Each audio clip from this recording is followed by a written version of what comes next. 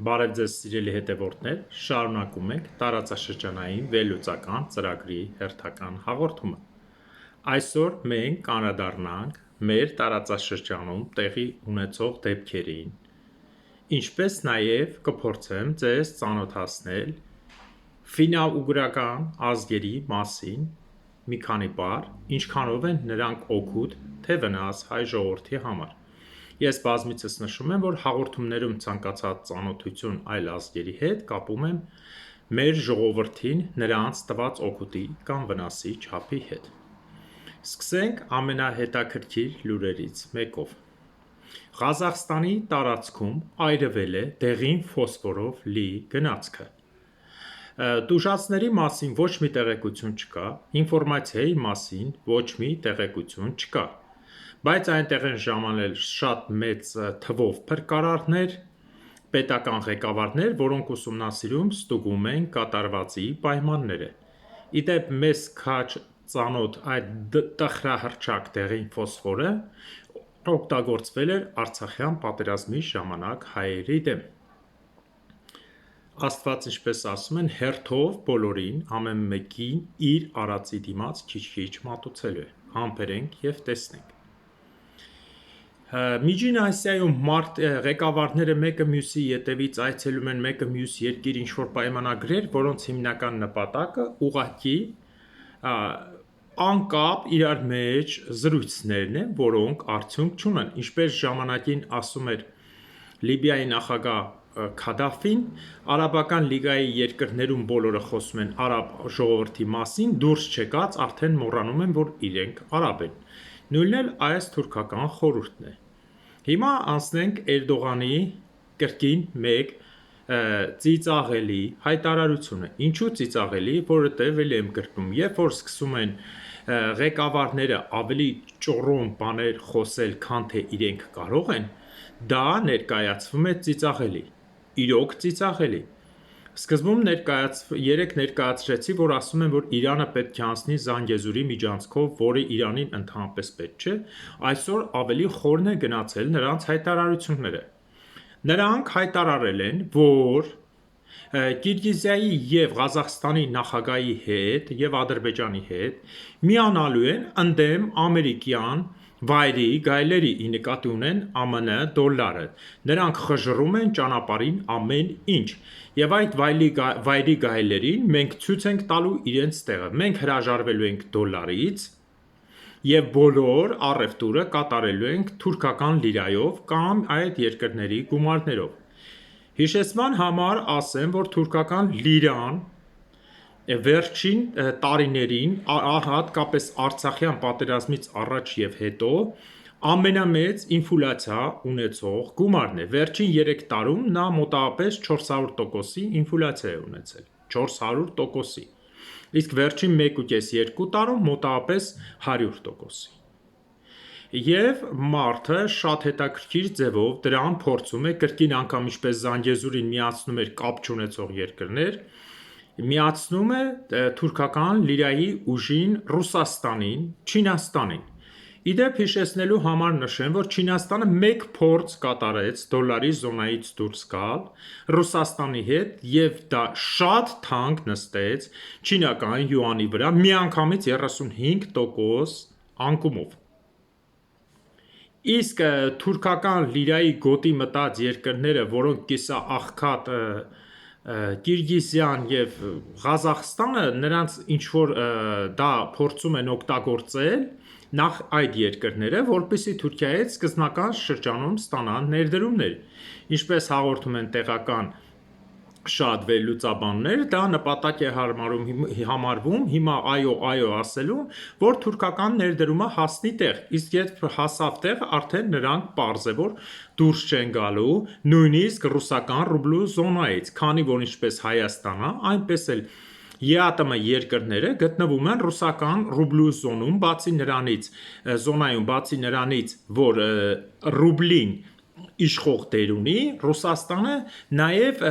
մեծ թվով աշխատողներ աշխատում են Ռուսաստանի Դաշնությունում։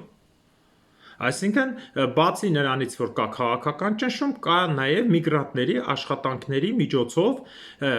տնտեսական ճնշում։ Սա այսպիսի հետաքրքիր բան,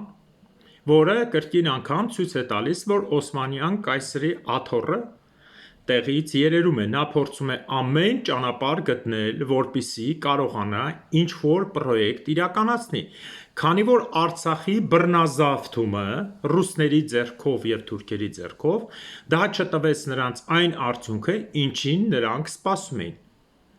քանի որ Արևմուտքը կտրականապես դեմ է և դեմ է կանգնել Հայաստանից որևէ տարածք տալուն, դա Ռուսաստանի շնորհքը չէ, էլի եմ կրկնում, դա Արևմուտքի շնորհքն է, ուղղակի հիմա ռուսական քաղաքական ղեկավարությունը փորձում է պտտեցնել, իբր նրանք են, որ թույլ չեն տալիս հայերը տան, և նրանց հրամանով է, որ Պաշտպանության նախարարը միանգամից խիզախություն է ձեռք բերել և ասում է ցանկացած ոտնձգություն պատասխանեք կրակոցներով, իսկ հարգելի ՊՆ նախարար,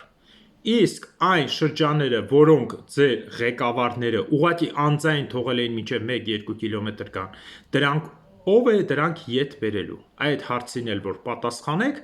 շատ լավ կլինի։ Հիմա անցնենք ֆինա-ուգրական ազգերին, ովքեր են նրանք, որտեղից են գալիս։ Ֆինա-ուգրական ազգերը եկել են Ուրալից, նրանց մեջ են մտնում ֆինները, հունգարացիները, խանտիմանսիները, մորդվաներ, էրզյաններ և այլն։ Աշխարհում բնակվում են մոտավորապես 25 միլիոն ֆինա-ուգրական ազգեր։ Ըստ որոշ վերլուծաբանների, Հունգարիա անունը հենց եկել է այս կիսաթյուրքական Ուրալասիբիրյան հոն ազգությունից, որոնք առաջացել են կրկին այս տարածաշրջանում։ Նրանք ազգությամբ, այո, ապրելով ռուսների մեջ, սլավոնների մեջ կամ անցնելով ճանապարհը սլավոնական քաղաքների միջով նրանք փոխեցին իրենց կրոնը և քրիստոնյա են մեծ մասով, բայց հոգով նրանք թուրք են, քանի որ եթե մենք հետևենք Հունգարիայի բառերին, Հունգարիայի խոսքին շատ թուրքական բառեր կան այնտեղ, և հոգով, բացի նրանից, որ նրանք թուրք են, մենք բոլորս համոզվեցինք, որ նրանց նախագահ Օրբանը ինչպես թողեց Ռամիլ Սաֆարովին, որը սպանել էր հայ քնած սպա Գուրգեն Մարգարյանի ՆԱՏՕ-ի զորավարժությունների ժամանակ։ Հունգարիան, որպես բացարձակ Հայաստանի թշնամի երկիր, նաև մինչ այսօր ամեն հարցում Եվրոպայից օգնում է Ադրբեջանին և անդամագրված է թուրքական երկրների խորհրդի մեջ։ Ուշադրություն դարձնենք Ֆինլանդիային, որը իբրև համարվում է չեզոք երկիր, բայց Ֆինլանդիան նույնպես լինելով Եվրոպայի զարգացած երկրների անդամ, մինչև այսօր չի ճանաչել հայոց եղեռն է։ Եթե Հունգարիան բացարձակ ատամ է ցույց տալիս, ապա Ֆինլանդիան բավական հանգիստ իրեն համար նստած նա չի ճանաչում, որտեղ հոգու միջի թուրքը միշտ էլ կա։ Այլ խոսք կարող եմ ասել մորդվաների, էրզյաների և խանտիմանսիների համար, քանի որ բարեբախտաբար նրանք ձուլվել են ռուսների հետ և այսօր աշխարհի ամենաշատ մինուս գնացող ազգը համարվում են հենց ուգրերն ու ֆինները, իսկ ինչպես նաև ասեմ, ուգրները ուկրաիներեն հունգարյան կոչվում է Ուգորշինը, այսինքն իրենց ազգն է, իսկ իրենք իրենց անվանում են մագիարներ, արևմտահայերեն ասում են Մաջարստան։ Նրանք աչքի են ընկել միշտ Եվրոպայում որպես դաժան պատժիչ ջոկատներ, օգտագործվել են, քանի որ հունգարական թագավորության ժամանակ նրանք լինելով ճիշտ է թուրք, բայց քրիստոնյա միշտ կռվում էին թուրքերի դեմ, բայց իրենց հատկությամբ հոգեբանությամբ նրանք իրար շատ նման էին։ Հետագայում, երբ որ Հունգարիան անցավ Ավստրիայի տիրապետության տակ, հետո նաև եղավ հեղափոխություն, երկիրը վերանվանվեց Ավստրո-Հունգարիա, առաջին համաշխարհայինից հետո Հունգարիան որպես լինելով բավական կռվարար, արնախումբ և դաժան երկիր, նա բաժանվեց մի քանի մասերի։